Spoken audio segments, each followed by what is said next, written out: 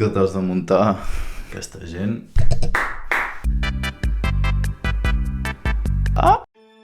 Ens trobem en la fabulosa situació de que avui era un dia diferent, únic. M'anava a desfer d'una part de mi fabulosa i fantàstica.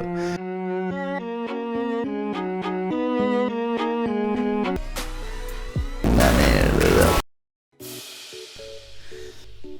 Avui a les 6 del matí m'he hagut d'aixecar, de llevar del llit per anar a ensolfatar. Doncs no m'he posat cap alarma per la confiança de que em despertaria com sol passar. Que te despertes a les 3 tot nerviós i dius a les 6 m'he d'aixecar i patam. A les 3 m'he tornat a dormir i cap a les 6 m'he aixecat. Però avui ha sigut diferent. Avui puc corroborar que he sentit dolor en un somni.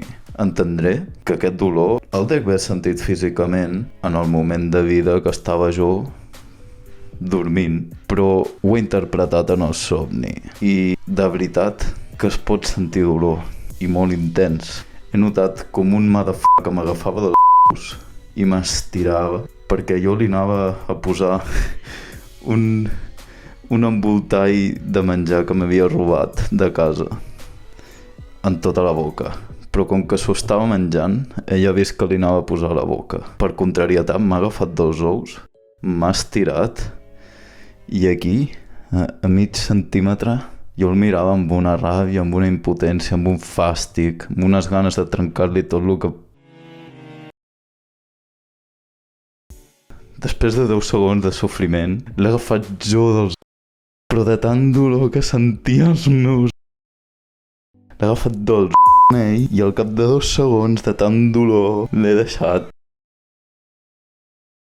La manera de desfer-me de les garres infernals d'aquell motherfucker ha sigut la següent. Tot seguit m'he llevat. Un dolor... I faltaven 20 minuts perquè foren les 6 i m'anés un sofetar a vinya. Me caso un coll. Us he de dir que per lo personal el somni era molt estrany, em trobava dintre casa meva i a l'hora de sortir al balcó era una espècie d'escenari perquè treballo de muntador d'esdeveniments musicals i us he de dir que per lo personal el que era la llum ambiental de lo que vessa el sol, perquè a més era de dia, fins on recordo era blanc i negre, però eloqüentment estaven fent proves de llum i un dels focus llançava llum vermella, l'altre llum blava. I després, quan m'han entrat a casa, m'han agafat menjar, jo he trobat les proves del menjar agafat, he sortit a fer-li tragar l'envoltall de plàstic, i és quan m'ha agafat dos ous, i d'aquí, a partir d'aquí ja ho sabeu tot. Una anècdota més. En tornant d'haver ensolfatat, suposadament estem en una situació de confinament molt alarmant, que tothom està... Però bueno, era un suposat assumpte de primera necessitat, qual cosa és certa, perquè pobre cep es crema. Com molt bé deia, en tornant, l'il·luminat del meu pare li ha sortit per agafar unes branques de bambú, en la qual ha hagut d'apartar-se de la carretera perquè fa falta per les tomateres de l'hort. Després de 30 cotxes he pensat, vés a ajudar el fotut del teu pare, i és quan miro davant meu i enfocant la meva vista a la rotonda, patam, meravellós cotxe de Mossos d'Esquadra. Vaig al meu pare a ajudar-lo i li dic, tu que tenim els Mossos a la rotonda, què fem? Carreguem les canyes? Se li acudeix d'entrar pel camí reculant, i com que és un camí que surts d'un hort o d'un camp que no era nostre, només havíem parat allà a agafar unes canyes de la via del tren que no són de ningú, potser són de l'Estat. L'il·luminat de la vida agafa, s'adreça al cotxe, amb la qual li dic, acaben de posar les sirenes, t'estàs adreçant a fer volta enrere i estan vinguent cap aquí. Abans no et situïs, fes el favor d'anar cap a ells i potser així us evitarem. Com qui és sord, agafa i fa volta enrere, segueix recte. I els policies darrere amb les sirenes. Nosaltres no anàvem ni amb música.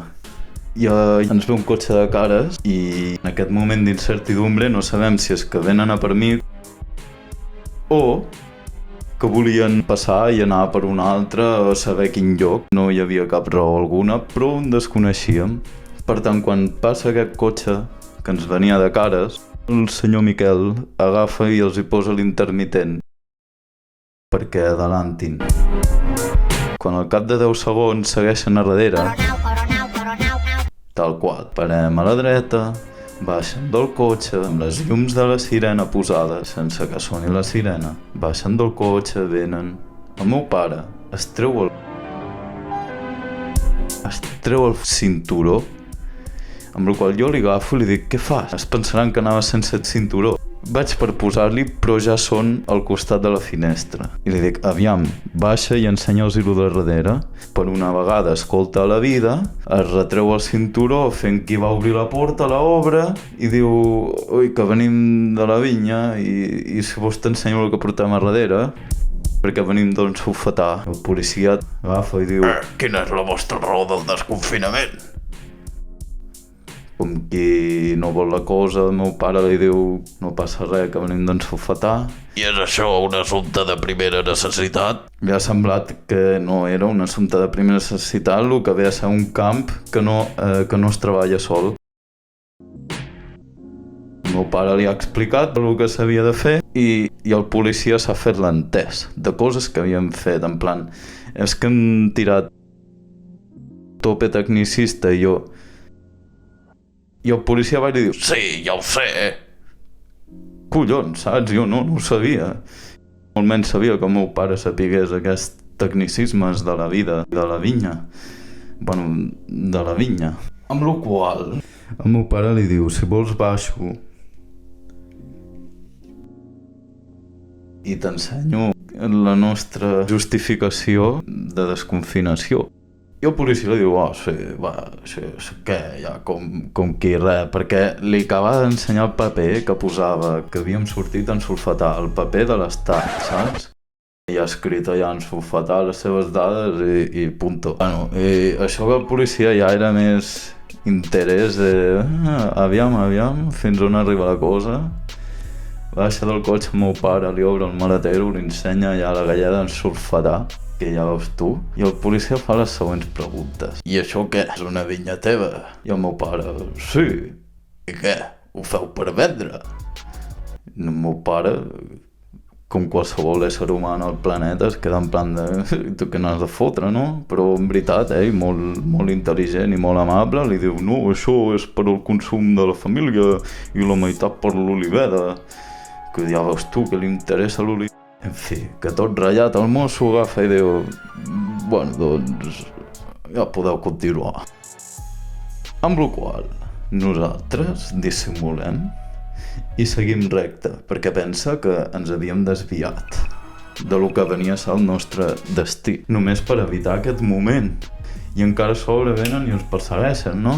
Però bueno, nosaltres hem tirat recte i ells, en comptes de dissimular, en plan de no, nosaltres no veníem a per vosaltres, han agafat, han fet mitja volta enmig de la carretera, hi havia una línia contínua fins on entenc, i han tornat allà al control a tocar la pera, perquè és l'únic que fan, toquen la pera, estan posant multes d'estafo. Jo vaig anar a buscar la meva cartera, el cotxe, per complir assumptes de primera necessitat, com pot ser anar a comprar per tindre un mètode de pago, per anar documentat per la vida. No trobes la cartera, 600, 3.000 possibles euros de multa pel dia que arribi. I aquí el país se'n va a la merda, però anar fent diners. Anem demanant ajudes a la Unió Europea, però anem robant.